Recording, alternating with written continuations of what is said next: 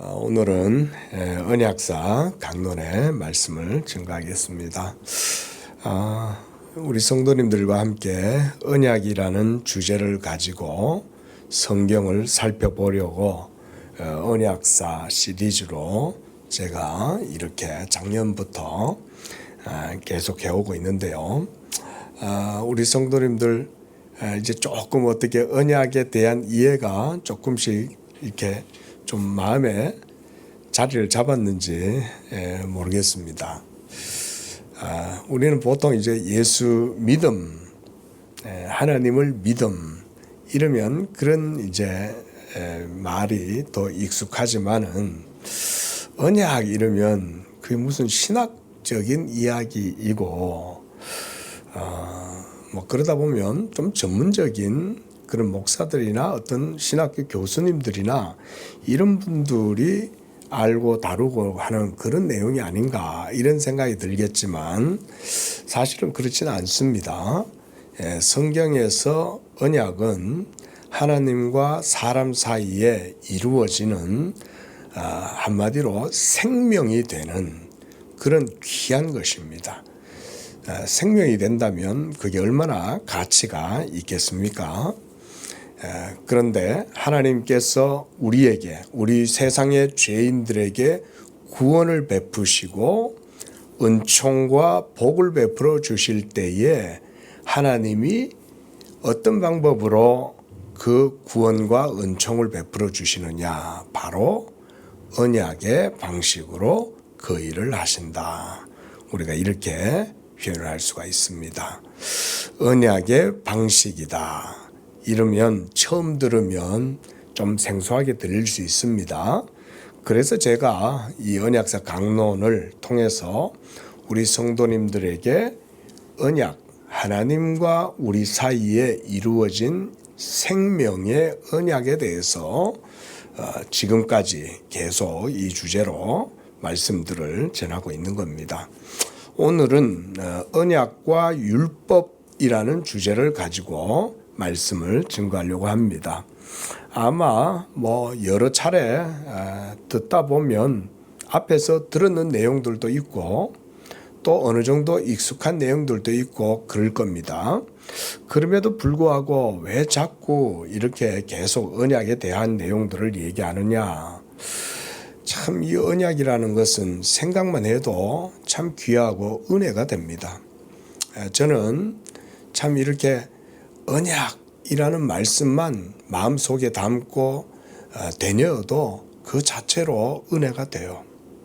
왜냐하면 하나님과 우리 사이, 하나님은 우리의 창조주 하나님이시고 우리는 그분의 형상으로 지음을 받았을지라도 이미 아담 안에서 부패하고 타락해서 우리는 사실 율법의 의로는 하나님 앞에 설 수 없는 그런 하나님의 진노와 저주 아래에 있었던 자들이었죠. 그런데 하나님께서 그리스도 예수로 말미암아 자기의 사랑을 우리에게 드러내 보여주신 것입니다. 그래서 우리가 그 생명의 하나님, 의의 하나님, 사랑의 하나님, 그 하나님과 우리 죄인 사이에 언약의 관계가 이루어지려고 하면 바로 하나님과의 언약이 온전하게 이루어져야만이 그 관계가 이루어질 수 있다는 거예요. 그래서 언약을 생각하면 항상 제 마음은 늘 이렇게 고무가 되고 충동을 받아요. 왜냐하면 이 언약을 통해서 하나님이 우리에게 찾아오시고 그 언약과 하나님이 우리와 관계를 맺으시고 이 언약을 통해서 하나님이 우리에게 생명을 주시고 구원을 주시고 의를 주시고 또 우리의 모든 삶도 복된 삶이 되도록 우리의 삶의 기업이 되게 하시고 이런 많은 것들이 모두가 다 언약을 통해서 이루어지기 때문에 그렇습니다. 그래서 오늘 이제 말씀에서 제가 증거를 하겠지만 하나님과의 이런 관계 속에서는 하나님이 그냥 우리에게 안 찾아오셔요. 하나님이 우리에게 그냥 찾아오신다 이런 일은 있을 수가 없어요. 만약 하나님이 우리에게 그냥 무턱대고 툭 찾아오시는 일이 일어난다 그러면 우리는 모두가 다 하나님의 그 공의의 심판과 진노와 저주를 받을 수밖에 없어요.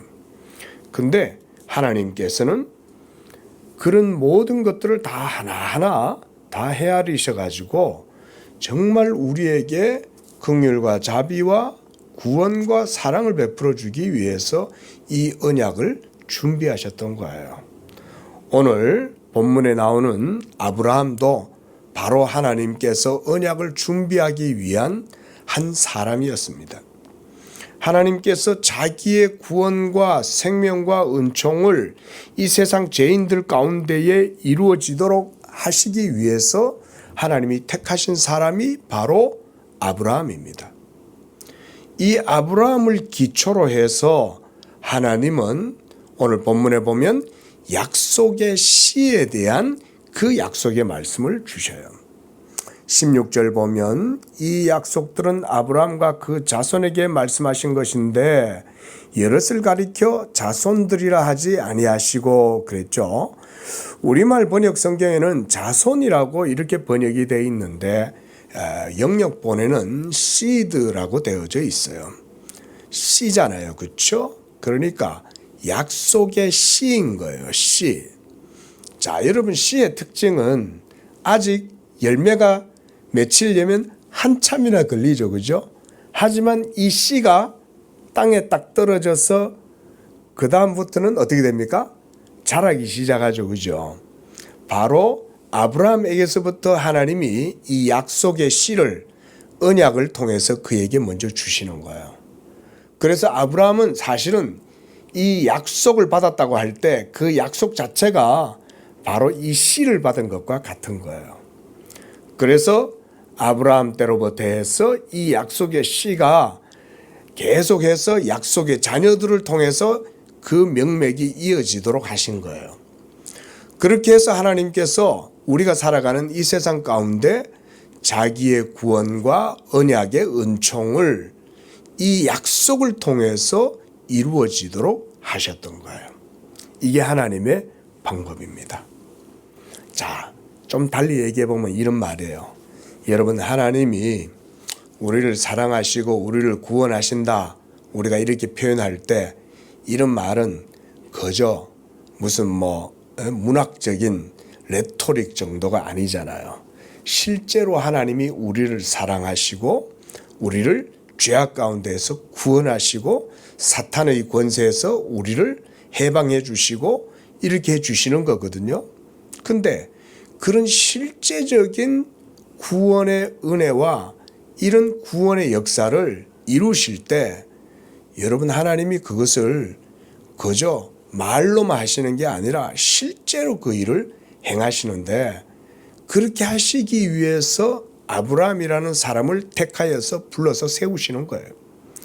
그리고 이 아브라함을 통해서 하나님이 하실 일을 보여주면서 이 아브라함에게 언약을 베풀어 주시는 거예요. 우리가 그 내용이 창세기 12장에서부터 우리가 볼 수 있는 내용이죠. 그렇죠? 하나님이 이 아브라함을 택하여 부르시는 거예요. 오늘 본문 말씀을 우리가 이해하기 위해서는 먼저 우리가 창세기 15장 내용을 잠깐 볼 필요가 있습니다. 우리 창세기 15장 말씀 한번 찾아보시기 바랍니다. 창세기 15장은 특별히 하나님과 아브라함 사이에 언약이 맺어지는 이런 내용을 보여줘요. 그런데 언약을 맺는다라고 하는 게 정확하게 어떤 의미인가? 우리가 이 부분을 여기서 볼 수가 있어요. 그리고 이것은 신약의 예수 믿음과 동일하게 연결됩니다. 자, 많이 보지 못하고요. 6절만 우리 함께 읽어보겠습니다. 시작.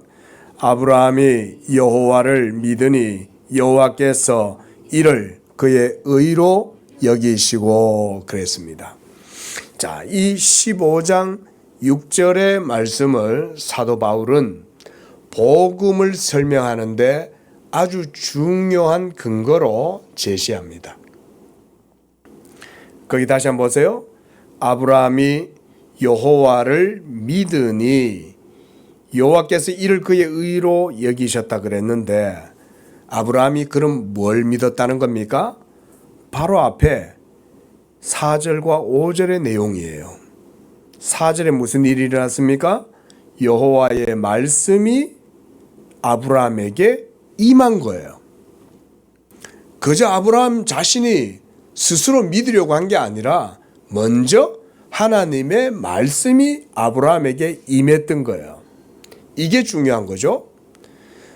하나님이 그 말씀으로 아브라함에게 임하셨을 때에 그때로부터 이제 아브라함의 믿음이 작동하기 시작했고 하나님은 아브라함에게 약속을 주셨어요. 그래서 뭐라고 하셨냐면 그 사람이 네 상속자가 될 것이 아니라 너의 몸에서 날 자가 너의 상속자가 되리라 하시고 5절에 이제 이 말씀을 해주신 거예요. 그를 이끌고 밖으로 나가 이르시되 하늘을 우러러 무뼈를 셀 수 있나 보라.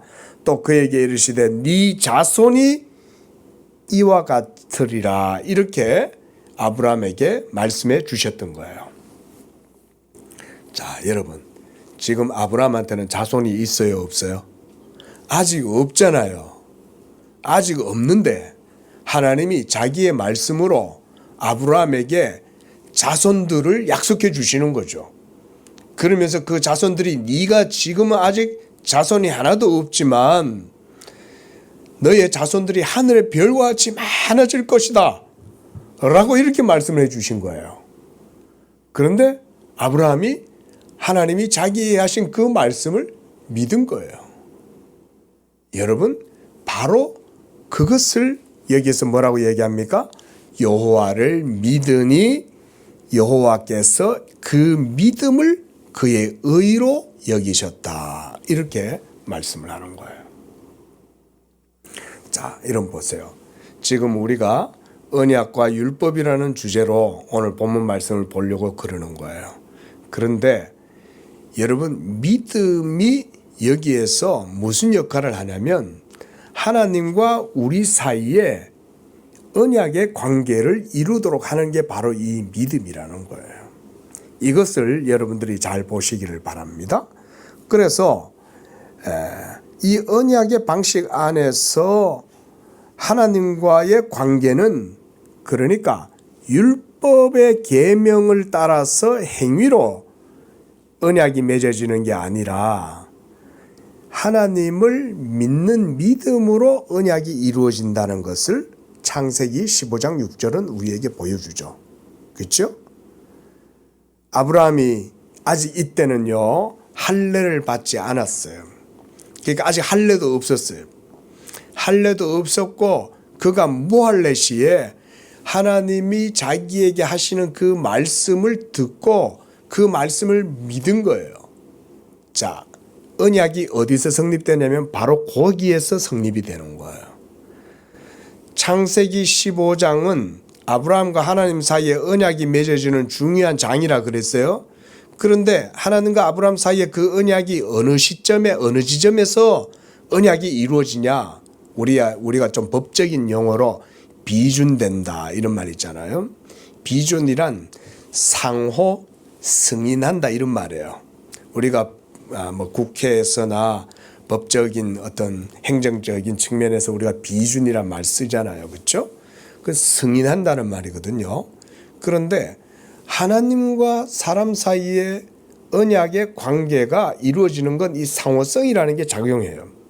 왜냐하면 하나님은 하나님이시고 우리는 비록 피조물일지라도 하나님 앞에 언약의 대상자로 서 있기 때문에.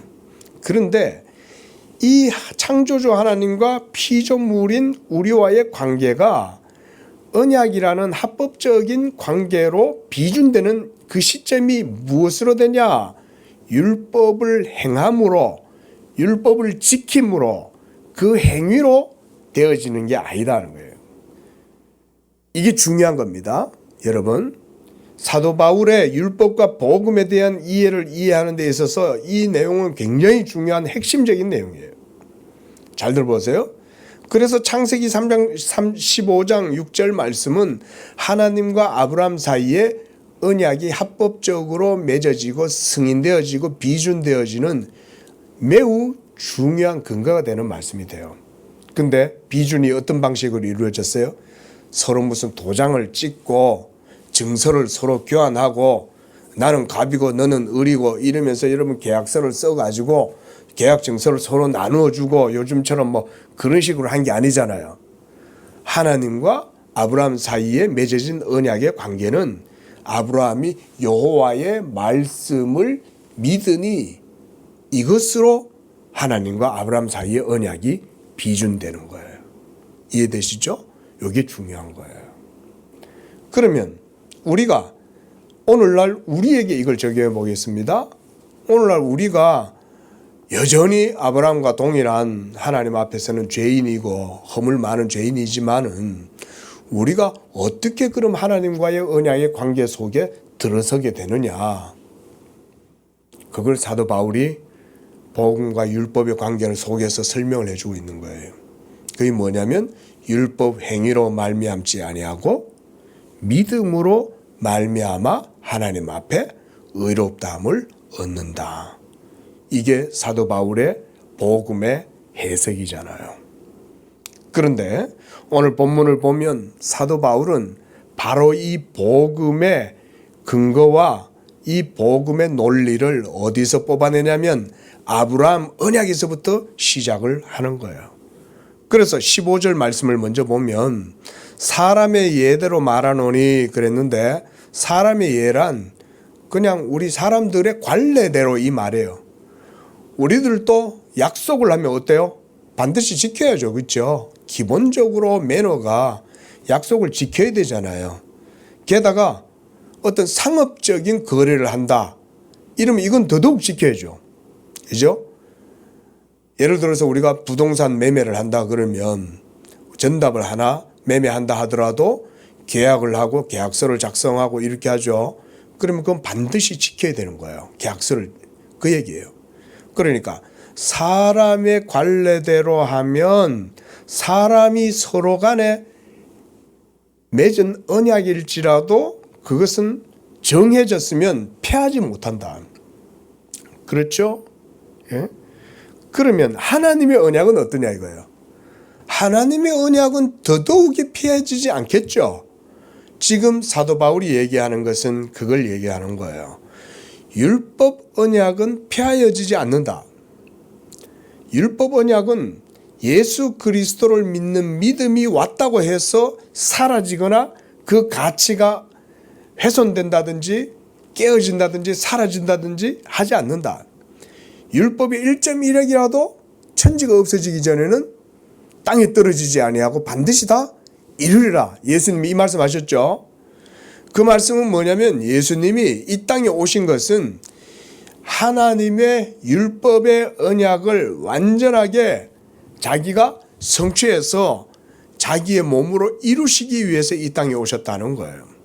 그래서 내가 선지자나 율법을 폐하러 온 줄로 아느냐? 아니다. 도리어 완전하게 하려 합니다. 이렇게 말씀하셨어요. 자, 이런 말씀들을 예수님께서 하신 것은 사람이 행위로 말미암지 않고 믿음으로 말미암아 하나님과 우리 사이에 언약의 관계가 이루어진다는 것을 보여준 거예요. 그래서 바로 이 언약의 관계는 믿음에 의해서 이루어지는 것이다. 이것을 우리가 알 수가 있는 거예요. 여러분이 예수 그리스도를 믿을 때 그 예수 자체가 바로 하나님의 뭡니까? 예수 자체는 하나님의 로고스, 말씀이잖아요. 그렇죠? 근데 이 말씀이신 예수 그리스도가 아브라함 시대 때는 이 세상에 실제로 오셨어요? 아직 안 오셨어요? 아직 안 오셨잖아요. 그래서 그때는 아브라함 때는 이 말씀이신 예수 그리스도가 그저 약속으로만 주어져 있었던 거예요. 그래서 오늘 본문 말씀에 보면 16절에 이 약속들은 이러면서 이 약속이 바로 누구라고 그러는 거예요? 그리스도라 이렇게 말씀하시는 거예요. 그러니까 우리가 여기서 우리가 교리에서는 예수 그리스도를 그래서 언약의 실체다 이렇게 표현합니다. 약속은 아직 이루어지지 않았으니까 기약할 날이 남았죠. 그렇죠? 그런데 예수 그리스도는 그 약속의 실체로서 예수 그리스도가 성육신하시고 이 땅에 오실 때에는 더 이상 약속이 아니에요. 그때는 이미 예수 그리스도가 실체화된 거예요. 그걸 우리가 성육신이다 이렇게 이해를 하는 겁니다. 또한 여러분, 믿음에 의해서 하나님과 언약의 관계가 이루어진다는 말은요, 이것은 굉장히 영적인 방식으로 이해되는 그런 표현입니다. 여러분, 믿음이라는 성격을 한번 생각을 해보시기 바랍니다. 먼저 눈에 안 보이죠, 그죠? 우리가 눈에 안 보여요. 목사도 여러분들 속에 믿음이 있는지 없는지 목사도 잘 몰라요. 근데 누구는 알아요? 하나님은 여러분 속에 믿음이 있는지 없는지 하나님은 아세요. 하나님은 판단하실 수 있어요. 분별하실 수 있어요. 뭐 주변에서 아무리 믿음 좋은 척하고 아무리 뭐 열정적이고 별나게 예수 믿는 것 같아도 그 속의 중심을 보시는 분은 하나님이시거든요. 하나님이 사람의 중심을 보시고 믿음을 판단하시는 거죠. 무슨 말이냐면 하나님과의 관계는 모두가 다 우리가 영적인 관계잖아요. 그렇죠? 그런데 이 영적인 관계를 한마디로 어떻게 표현하냐면 믿음으로 표현을 하는 거예요. 믿음으로. 그리고 하나님은 우리에게 말씀하시는 거예요. 말씀이 없는 믿음은 없어요. 하나님이 먼저 우리에게 말씀해 주셔야 돼요. 자, 우리가 보통 믿음 이런 말을 하면 내가 믿어가지고 내 의지와 내 지혜와 내 선택과 열정에 의해서 내가 믿는 것이다. 여러분, 우리 이거 아니라고 많이 배웠죠, 그렇죠? 그거 빨리 벗어나야 됩니다. 여러분, 그런 거 아닙니다. 믿음은 순전히 먼저 하나님이 우리에게 먼저 오셔서 말씀해 주시는 거예요. 근데 하나님이 우리에게 어떻게 말씀해 주셨어요?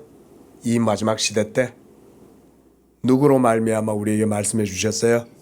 그렇죠. 히브리서 1장 2절에 보면 그렇게 말씀하죠. 하나님이 이 모든 날 마지막에 아들로 우리에게 말씀하셨다 그랬잖아요. 그렇죠? 그런데 아브라함 때는 하나님이 아들로 말씀하신 것이 아니라 아들의 말씀으로 말씀하신 거예요. 무슨 얘기냐면 아브라함 때는 아직 약속이었어요. 그러니까 그때는 약속의 말씀인 거예요. 근데 그 약속의 말씀이 누구라고요? 그리스도시라. 요 사도 바울이 오늘 이제 16절에 보면 오직 한 사람을 가리켜 네 자손이라 하셨으니 곧 그리스도라 그랬죠. 근데 그때는 아직 예수 그리스도께서 오시지 않았어요. 근데 2000년 전에 예수님이 오신 거죠. 그리고 하나님이 이제는 이 모든 날 마지막에는 더 이상 약속의 형태로 말씀하시지 않아요. 이제는 성육신하셔서 영원한 말씀, 성육신하신 그 예수 그리스도로 우리에게 말씀하시는 거예요. 지금 오늘 우리가 이 언약의 실체인 예수 그리스도를 증거하면 여러분들이 이 예수 그리스도의 말씀을 들을 때 여러분 그게 바로 하나님의 말씀을 듣는 겁니다. 그리고 이 복음의 말씀 예수 그리스도가 증거되어질 때에 여러분들이 그걸 듣고 믿을 때 그 믿음이 아브라함처럼 여러분도 하나님 앞에 의롭다함을 얻게 되는 겁니다. 거기엔 뭔가 특별한 방식이 작용하지 않아요. 그거를 뭔가 이상하게 궤변으로 이끌어낼 필요도 없고 이상하게 연역하거나 추론할 필요도 없어요. 여러분, 예수 그리스도의 성육신은 객관적 사실이고 그리스도의 인격 안에는 신성과 인성이 연합되어져 있다는 것도 객관적 사실이고 이제 이 기독교 2000년 역사 동안 예수 그리스도의 복음이 증거되어지고 그 복음을 듣고 믿는 자들은 아브라함이 여호와의 말씀을 믿으니 이를 그의 의로 여겨주신 것처럼 예수 믿는 우리들도 하나님께서 동일하게 아브라함과 같은 믿음으로 의롭다함을 우리에게 주시는 것입니다. 이게 바로 믿음의 성격이에요. 그래서 영적이란 의미는 그래서 믿음이란 의미로 이해되는 겁니다. 그렇게 이해하시면 돼요. 자, 그러면 여기서 우리가 한 가지만 제가 짚고 넘어가 봅시다. 보통 사람들이 많이 이제 오해하는 것 가운데 하나가 영적이다 이러면 스피리추얼하다 이러면 여러분 요새 한간에 참 그 비류 같은 사람들이 온갖 미신을 맹신하면서 그러고 있잖아요. 그렇죠? 여러분 그런 거요. 전부 다 하나님의 율법에 전부 다 정죄받는 겁니다. 무식하고 몰라서 다들 그거 그냥 그렇게 생각하죠. 여러분 악을 행하고 있는 거예요. 모두가 다. 수염씩 길러가지고 허연 머리 따가지고는 지팡이 하나 들고는 폭포수 아래 들어가가지고 그러고 있으면 그게 영적인 거예요. 여러분 하나님의 말씀이 분명하고 객관적 사실로 있어요 없어요? 있죠. 우리는 분명 그렇게 믿어요. 그렇죠? 성경도 분명 그렇게 얘기해요. 근데 이 시대가 영적이라는 말의 의미를 모르니까요. 그런 것 때문에 전부 다 호도가 되고요. 전부 왜곡되는 거예요. 무슨 수염 길러가지고요. 이렇게 해가지고 도포 입고 그 나와가지고는 지팡이 들고 나오면 그게 영적이에요. 여러분. 이런 거를 분별할 수 없는 시대가 된 거예요. 오늘날. 이 21세기가 여러분 어떤 시대입니까? 양자과학이 이루어져 가지고 지금 양자 컴퓨터 양자 시대가 돼 가지고 지금 21세기가 어마어마한 시대가 됐는데도 아직도 그런 미신에 사로잡혀 가지고 말이죠. 더군다나 지혜를 얻어야 될 지도자들이 제가 이런 말씀을 드릴 때 여러분들이 이런 말씀 속에서 하나님 말씀을 잘 이해하고 배워야 됩니다. 하나님 말씀에 대한 이해가 없으면요. 귀신이 와가지고 여러분들을 다 벗겨 먹어도 몰라요. 무슨 신천지에 끌려가 있는 사람들 여러분 욕하실 필요 없어요. 그 사람들 미련하고 어리석다고 하실 필요 없어요. 하나님의 말씀 없으면 신천지 통일교 여호와의 증인 아니라 어디든 끌려가요. 얼마 전 뉴스에 보니까 정명석이라고 하는 이단 사이비 교주죠. 이단도 아니에요. 여러분 그런 인간들을 성경은 개라고 그래요. 개. 근데 그런 교주한테 그렇게 똑똑하고 엘리트 정말 출중한 그런 사람들이 그 교주한테 전부 다 인생이 다 유린당하고 전부 다 뭐 때문인지 아세요? 영적이라는 게 뭔지를 몰라서 그런 거예요. 그러니까 뒤집어 보면 무슨 말이냐면 하나님의 말씀에 대한 믿음이 없어서 그런 거예요. 교회는 다녀요. 예수 믿는다고 말은 해요. 우리나라에 교인들이 얼마나 많아요. 근데 그러고 다녀도 영적이라는 게 뭔 말인지를 모르는 거예요. 영적이라는 게. 알고 보면 굉장히 단순한데도 그 단순한 복음 진리를 누구도 얘기 잘 안 해주는 거예요. 목사들도 문제지만 말씀을 듣고자 하는 귀도 없는 거예요. 말씀을 듣고자 하는 마음이 없으니까 말씀을 모르는 거예요. 목사가 제대로 못 가르쳐도 성도가 집에서 성경을 읽다가도 성경 속에서 빛을 보면 되는데 그거조차도 안 되는 거예요. 지금. 아무리 이게 영적이라는 건 이런 겁니다. 영적이라는 건 그런 게 아니에요. 이렇게 얘기해줘도 이해를 못해요. 다시 한번 말씀드립니다. 여러분 늘 말씀드리지만 영적이다라는 거는 말씀적인 게 영적인 거예요. 그리고 우리에게 있어서 영적이라는 것은 그 말씀에 대한 믿음이 영적인 거예요. 말씀이 없는데 내 믿음만 있으면 그건 영적인 게 아니에요. 그냥 자기 착각이지. 자기 종교심이지. 자기 종교성으로 자기 열정으로 그냥 알지 못하는 신을 향해 가지고 불공 드리고 지성 드리고 그렇게 하는 거나 다를 바 없죠. 하지만 우리 예수 믿는 성도들에게 있어서 하나님은 그런 하나님이 아니죠. 우리에게 말씀해 주시는 하나님, 예수 그리스도를 통해서 자기의 말씀을 우리에게 들려주시고 그 예수 그리스도를 믿는 믿음으로 우리가 하나님 앞에 의롭다함을 얻게 되는 이런 게 영적이라 이 말인 거예요. 이런 게. 사탄이 이런 걸 보면 얼마나 이 세대의 복음의 빛을 가리고 사람들의 마음속에 복음의 빛이 가리지 못하도록 하는 게 그때는 보여요. 그게 보인다고요. 진리를 모르면 안 보여요. 복음을 모르면 안 보여요. 그게 복음을 모르는데 뭐가 보여요? 복음을 모르는데. 하지만 깨끗한 것을 경험해 본 사람은 더러운 게 뭔지를 알아요. 진리를 경험한 사람은 비진리와 거짓된 것이 뭔지를 알아요. 예. 지금 이 시대가 영적으로 그만큼 어두운 거예요. 여러분 21세기라고 자부하지 마세요. 예? 21세기라고 인간들이 변하진 않아요. 여전히 무슨 귀신 얘기하고 맨날 꿈 얘기하고 미신 얘기하고 예? 무슨 술법사들 불러가지고 말이죠. 그런 짓하고 예. 그게 율법에서 왜 하나님이 술법사들을 죽이라 그러냐. 여러분 율법이 왜 그럴 얘기했겠어요. 거짓된 환상과 거짓된 예언을 행하는 거짓 선지자들을 죽여라. 예? 율법이 그렇게까지 명하는 이유가 뭐겠어요. 오늘날 보세요. 이 나라를 얼마나 망가뜨려 놓는가. 예? 그 정도 되면 신본주의 국가였던 언약 공동체인 이스라엘 내에서 하나님이 그렇게까지 말씀하시는 건 무리가 아니에요. 자, 17절에 보면 사도 바울은 아브라함에게 하나님께서 하신 그 언약 이후에 430년 후에 율법이 주어졌다고 말합니다. 그래서 하나님께서 미리 정하신 언약을 430년 후에 생긴 율법이 폐기하지 못한다 그랬습니다.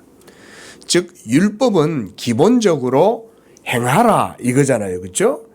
행하지 못하면 하나님의 진노와 심판을 당하고 행하면 복을 받는다 라고 하면서 율법을 통해서 행하라는 계명이 주어졌어요. 그런데 이 율법 언약이 430년 전에 있었던 아브라함과 맺었던 하나님과 그 언약을 폐하지 못한다 이렇게 말씀합니다. 그래서 그 약속을 헛되이 하지 못하리라 이렇게 말씀을 하는 겁니다. 자, 말씀드렸듯 여기서 약속이란 바로 하나님의 말씀에 대한 약속이죠. 그리고 그 약속의 실체는 예수 그리스도라 그랬습니다. 그런데 이제 사도 바울이 이 예수 그리스도에 대한 믿음을 언약적으로 설명하기 위해서 율법과 복음의 차이를 설명을 해주고 있는 거예요. 대부분 이 율법을 어떻게 생각을 하냐면 율법을 지켜서 의롭다함을 얻는다. 대부분이 이렇게 생각을 해요. 그런데 그 말은 틀린 말은 아니에요. 율법을 100% 지키면 그 행위로 말미암아 하나님 앞에 의롭다함을 얻고 구원을 얻습니다. 여러분. 근데 문제는 율법의 1.1획도 우리는 지킬 수가 없다는데 문제가 있는 거예요. 그런데 왜 지키지 못할 율법을 하나님이 이스라엘 백성들에게 주셨을까? 이 말인 거예요. 그래서 오늘 사도 바울이 여기서 이렇게 설명합니다. 19절에 보면 그런즉 율법은 무엇이냐? 범법함으로 더하여진 것이다. 이렇게 말합니다. 범법함으로 더하여졌단 말은 추가되었다는 얘기예요. 소위 부록 이런 의미로 좀 생각해 보셔도 돼요. 그러니까 자, 우리가 한번 정리를 해보겠습니다. 아브라함과 하나님 사이에 맺어진 언약은 완전해요? 불완전해요? 그렇죠. 그 자체로 완전해요. 그렇죠. 왜냐하면 아브라함이 여호와를 믿으니 하나님이 그를 믿음으로 의롭다 하셨을 뿐 아니라 아브라함은 그로 말미암아 구원을 받았겠죠. 그러니까 아브라함과 하나님 사이에 맺어진 언약 그 자체로 완전한 거예요. 근데 왜 430년이 지나서 하나님은 이스라엘 백성들을 광야로 이끌어가고 그 광야에서 시내산에서 다시 율법을 그들에게 주어서 그 율법으로 말미암아 하나님과 언약을 다시금 세우셨냐 이 말인 거예요. 그러면 430년 후에 생겨진 그때 주어진 이 율법이 하나님과 아브라함 사이에 맺어진 이 믿음의 언약을 피하느냐? 그럴 수 없다는 거잖아요. 그렇죠? 왜냐하면 하나님이 벌써 딱 자기의 말씀으로 아브라함과 언약을 맺었는데, 그래서 이미 아브라함과 하나님 사이에는 믿음이라고 하는 것을 통해서 이 관계가 비준되고 승인이 된 거예요. 그런데 왜 율법이 다시 주어졌느냐 그 얘기인 거죠. 그것은 오늘 사도 바울이 그것을 이렇게 설명하는 거예요. 18절 보십시오. 만일 그 유업이 율법에서 난 것이면, 그랬어요. 여기서 유업, 우리가 이걸 inheritance, 상속받는 유업 이 얘기예요. 그게. 그런데 이 유업이 하나님이 아브라함에게 주시고자 했던 그 언약의 유업이에요. 이 유업이. 그런데 이 유업이 율법에서 나는 것이면 약속에서 난 것이 아니다. 이렇게 18절에서 얘기를 합니다. 자, 아브라함이 하나님이 자기에게 말씀으로 약속하신 것을 어떻게 했어요? 믿었죠. 그렇죠? 그러니까 약속은 믿음으로 유지가 되는 거예요. 그렇죠?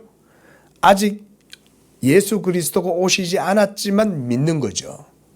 그리고 아직 아브라함에게 있어서 자손들이 태어나지도 않았음에도 불구하고 아브라함은 온 세상에 아브라함으로 말미암아 복을 얻고 하늘의 별과 같이 바다의 모래와 같은 많은 아브라함의 자손들이 이 땅 가운데 생겨날 것을 그는 믿었죠. 그렇죠? 그러니까 그 약속을 믿은 거예요. 그래서 믿음으로 말미암아 하나님의 약속이 유지가 되어진다는 것을 보여주는 겁니다. 그런데 이것이 율법에서 났다는 얘기는 무슨 말입니까? 행위로서 이 약속을 받는 것이라면 이런 말이에요. 그러나 우리가 알다시피 하나님의 약속은 우리가 믿음으로 받는 것이다. 그렇게 말씀했죠. 그래서 18절 하반절에 보면 그러나 하나님이 약속으로 말미암아 아브라함에게 주신 것이다. 그리고 아브라함은 그 약속의 말씀을 믿었다. 이 말인 거예요. 지금 사도 바울이 설명하려고 하는 논지는 핵심은 믿음이에요. 이 믿음의 언약적 성격을 설명을 하려고 사도 바울이 이렇게 율법과 복음을 대조해 주고 있는데 그것을 아브라함 언약에 근거해서 설명하고 있는 겁니다. 그리고 19절에서는 말씀드렸듯 범법함으로, 즉 죄를 짓고 늘 하나님의 언약을 어기고 믿음 가운데 거하지 않기 때문에 그래서 더하여진 것이다. 그 말이에요. 자, 여러분, 하나님께서 아브라함과 언약을 맺으시고 또 아브라함의 후손들도 아브라함과 같은 믿음으로 계속 이 믿음이 유지가 되고 믿음이 전수가 되고 믿음이 전승되고, 그래서 이스라엘 백성들 모두가 다 이 믿음 가운데 온전히 거했다면 얼마나 좋았겠습니까? 그렇죠? 하나님과 사람 사이의 관계는 언약이 무엇으로 맺어진다 그랬습니까? 제가 믿음으로 이루어진다 그랬죠. 그러면 아브라함의 후손들이 계속 태어났잖아요. 이삭과 야곱과 야곱의 12지파들과 그리고 출애굽할 때 200만 넘는 사람들이 있었단 말이에요. 그런데 그들이 아브라함과 같이 하나님의 말씀을 믿고 있었습니까? 믿음을 찾아볼 수 없는 상태가 됐잖아요. 그렇죠? 예? 그리고 오늘날도 마찬가지입니다. 오늘날도 우리가 예수님을 믿는다고 하지만 우리의 믿음의 상태가 완전해서 흔들리지 않고 견고한 믿음의 상태가 끝까지 지속이 됩니까? 그렇게 되기 어렵잖아요. 그죠? 예? 교회 조금만 쉬면 믿음 떨어지고요. 기도 조금만 안 하면 금방 믿음 떨어지고, 예? 그러면 벌써 삶이 벌써 영적으로 온전치 못하고 막 이리저리 흔들려요. 그러면 믿음이 약해진다는 말은 하나님과 언약의 관계도 약해진다는 말이잖아요. 왜냐하면 믿음으로 하나님과 언약이 이루어지는데, 예? 그래서 하나님이 430년 후에 이스라엘 백성들이 가나안 땅으로 들어갈 때에 광야에서 그들에게 율법 언약을 추가로 주시는 거예요. 왜 주셨냐? 연약한 믿음의 서포터가 되도록. 그래서 우리는 율법의 기능은 여전히 없어지지 아니하고 여전히 우리가 칼빈 같은 경우는 이걸 도덕적 기능이다 이렇게도 얘기하지만 율법은 여전히 그 가치가 변함없이 존재해요. 그런데 존재하지만 우리가 행위로서는 하나님 앞에 의롭다함을 얻지 못하죠. 예수 믿음으로써 의롭다함을 얻는데 율법이 그럼 뭐 하는 거냐? 우리의 연약한 믿음을 지지해주고 지탱하는 거예요. 그렇게 함으로써 우리의 믿음이 깨지고 흔들려서 하나님 말씀을 벗어나면 율법이 즉각적으로 그 가치를 발휘해요. 효력을 드러내요. 그렇게 해서 야, 너 하나님을 믿지 않으므로 네 자신이 하나님 앞에서 불의한 자로 드러나면 어떡할 거야? 이러면서 율법이 쏘는 거예요. 막 옆에서 막 채찍질하고 어떨 때는 막 박차를 가하는 거예요. 박차를. 예? 뭐 하는 거야? 정신 차려. 이러면서 율법이 그 일을 하는 거예요. 율법을 하나님이 모세의 손에 의해서 시내산에서 주신 이유는 뭐냐면 믿음을 더욱더 견고하게 하려고 율법을 주신 거예요. 이 사실을 여러분들이 기억하시면 돼요. 그래서 19절 하반절에 보면 한 중보자의 손으로 베푸신 것인데 그랬는데 이것도 예수 그리스도께서 시내산에서 모세에게 이 율법 돌판을 써주신 거예요. 그래서 이제 20절에 보면요. 율법이 하나님의 약속들과 반대되는 것이냐. 여기서 이제 그렇게 얘기하는 거죠.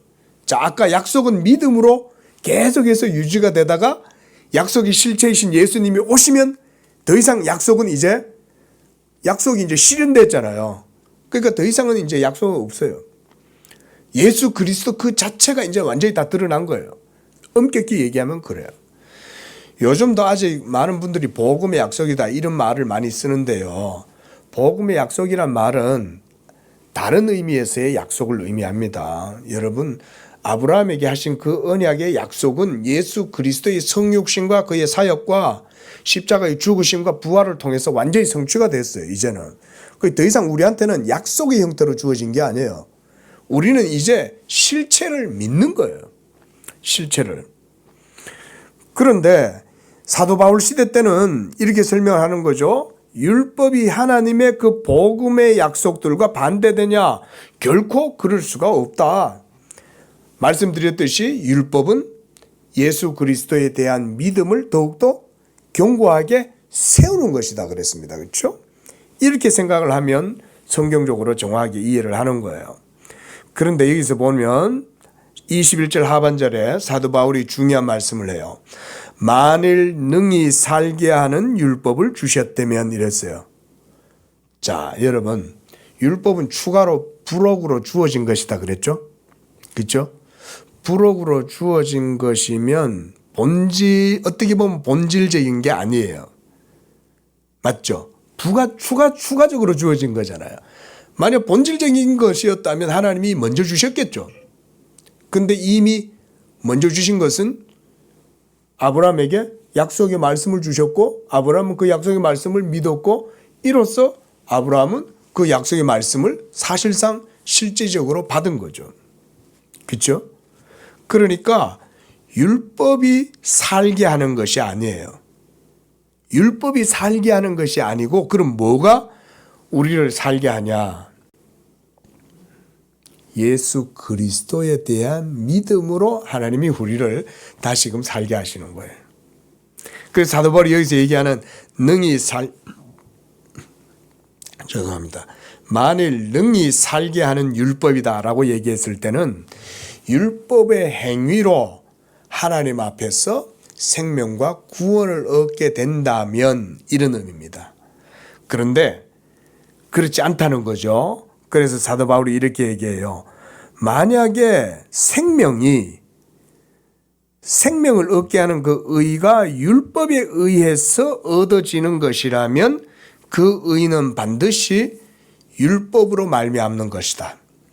율법으로 말미암는다는 말은 율법 행위 여기에 딱 붙어 있는 겁니다. 그래서 율법 행위로 말미암아 생명을 얻게 되었을 것이다. 그런데 그거란 말이에요. 그게 아니란 말이에요. 그게 아니라는 거잖아요. 지금 그게 아니라는 거예요. 그러면 뭐냐? 22절에 그래서 사도 바울이 이렇게 결론을 내리고 있는 거예요. 예수 그리스도를 믿음으로 말미암는 약속을 믿는 자들에게 주려고 율법이 주어졌다. 이렇게 얘기하는 거예요. 그러니까 율법은 본질이나 핵심이 아니라 사실은 율법은 예수 그리스도에 대한 믿음을 강화시키고 그것을 부각시키고 드러내기 위한 목적이 율법에 있는 거예요. 그런데 사람들은 대부분 무슨 생각을 많이 하냐면 율법을 지켜서 의롭다함을 얻는다라는 식으로 생각을 많이 하더라는 거예요. 사도 바울 시대 때도 그랬고 오늘날에도 그래요. 오늘날에도 교회 다닌다고 얘기하고 하나님을 믿는다, 예수님을 믿는다. 저 천주교 교인들도 신도들도 자기도 예수님 믿는다고 말해요. 근데 그건 그냥 말을 그렇게 하는 거지 실제로 마음속에서 하나님이 보실 때 하나님의 말씀에 대한 믿음은 얼마나 있는지 몰라요. 응? 우리 개신교인들도 마찬가지인 거죠. 응? 우리가 예수님을 믿는다고 말은 하는데 진짜 예수님을 믿는지 그거는 하나님밖에 모르는 거죠. 과연 얼마나 많은 사람들이 진실하게 하나님의 말씀을 믿고 있느냐라고 그렇게 말할 수 있겠냐 이 말인 거예요. 오늘날 우리 시대의 현상들을 보면 저는 목회자로서 개인적으로 그렇게 봐요. 어떤 한 사람이 불법을 저지르거나 하는 게 아니라 이게 지금 시대의 정신이 이런 상태까지 이르렀다. 저는 개인적으로 그렇게 봅니다. 여러분 한 시대에 어떤 한 사람은요 아이콘이 될 때는요 그게 다 사회학적으로 이유가 있는 거예요. 말도 안 되는 턱도 안 되는 저는 손바닥으로 하늘을 뒤집는 그런 식의 얘기를 하는 게 모든 사람들이 거기에 다 매여가지고 다 휩쓸리고 그 분별력을 가지지 못한다는 게 뭘 보여주냐? 그들 속에 진실함이 그만큼 사라졌다는 거예요. 진실함이. 그런 것이 여러분 저는 정말 상징적으로 드러나는 것이다. 그렇게 봐요. 저는 말씀을 맺으면서요. 여러분 예수 그리스도의 복음이 우리 성도들의 모든 삶에 그래서 중요하다. 영적 삶의 진리의 기초, 진리의 본질 그것을 하나님의 말씀인 예수 그리스도의 복음이 얼마나 정확하게 드러내는지를 우리가 이런 말씀들을 들을 때 생각을 할 수 있어야 된다는 거예요. 여러분 복음이 호락호락한 솜사탕이 아니에요. 예?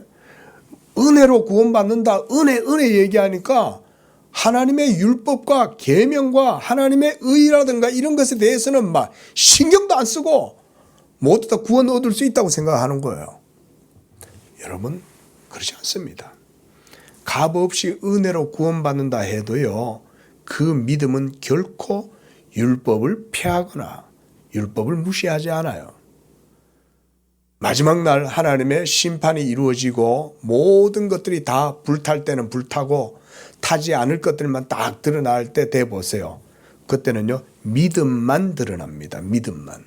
그때는 그만큼 믿음의 가치가 영적인 가치이고 그만큼 믿음이 소중한 겁니다. 그래서 사도 바울이 이제 22절에서 성경이 모든 것을 죄 아래 가두었다라고 할 때는 이 말은 율법 아래에 모든 사람들의 행위를 다 죄로 단죄한다 이 말인 거예요. 율법 앞에서는 하나님 앞에 의롭다함을 얻을 육체가 하나도 없기 때문에 그렇다면 우리가 어떻게 구원을 얻겠냐라고 질문할 거 아니에요. 그죠? 예? 이스라엘 백성들이 결국은 율법에 걸려서 넘어졌잖아요. 이스라엘 백성들은 결국 끝까지 하나님을 믿지 않고 불순종하다가 온 세계로 다 지금 디아스포라가 돼서 흩어져 버렸잖아요. 예? 왜 율법을 가졌던 그들은 그런 결국 멸망을 당하고 온 세상이 다 흩어져 버릴 수밖에 없었냐. 율법의 의로는 하나님 앞에서 이룰 수가 없기 때문에 그런 거예요. 그래서 성경이 모든 것을 제 아래 가두고 그렇게 함으로써 이제는 율법 행위가 아니라 예수 그리스도를 믿음으로 말미암는 약속을 받게 하려고 그렇게 하셨다. 그 말씀을 하는 겁니다. 여러분, 율법은 하나님의 언약입니다. 그러나 그 언약은 430년 후에 아브라함이 믿음으로 의롭다함을 얻은 후에 추가적으로 주어진 것입니다. 그리고 성경이 그 율법 아래에서 모든 세계를 다 정죄하고 심판 아래 모두 가두어 버렸습니다. 그게 율법이에요. 그런데 그 율법 언약이 폐해지지 못하면 그 율법 속에 약속이 있기 때문에 그렇습니다. 그것은 바로 아브라함 때로부터 시작된 하나님의 언약의 약속, 바로 복음입니다. 이 예수 그리스도가 언약의 실체요. 그 예수 그리스도를 믿음으로써 이 언약이 온전하게 세워지는 것입니다. 기도하겠습니다. 자비로우신 하나님 아버지, 세상 죄인들을 불쌍히 여기시고 사랑하셔서 독생자 예수 그리스도를 이 땅에 보내주시기 위하여 하나님께서는 벌써 아브라함을 택하시고 그 아브라함을 통하여 이 땅에 하나님의 언약이 실제로 이루어지도록 역사하셨습니다. 그러나 아브라함 이후 430년이 지나서 율법을 또한 주신 것은 우리의 연약함을 깨닫고 그래서 모든 것들을 다 죄 아래 가두고 오직 예수 그리스도를 믿는 믿음으로만 하나님 앞에 의롭다함을 얻는다는 이 진리를 보여주시기 위함인 줄로 저희가 믿습니다. 하나님 앞에서 우리가 항상 우리의 믿음을 돌아보도록 도와주시고 예수 믿는 믿음으로 우리 성도들이 하나님과 온전한 언약의 관계 가운데 서도록 축복하여 주시옵소서. 이 믿음이 저들의 삶 속에 탁월함이 되게 하시고 능력이 되게 하시고 이 믿음의 비밀을 저들의 모든 삶 속에서 경험하도록 도와주시며 우리 성도들이 이 믿음으로 하나님을 기쁘시게 하고 믿음으로 세상을 이기고 세상이 감당치 못하는 그런 하나님의 언약의 백성들 부유한 복된 삶을 살아가도록 축복해 주옵소서. 예수님의 이름으로 기도합니다. 아멘.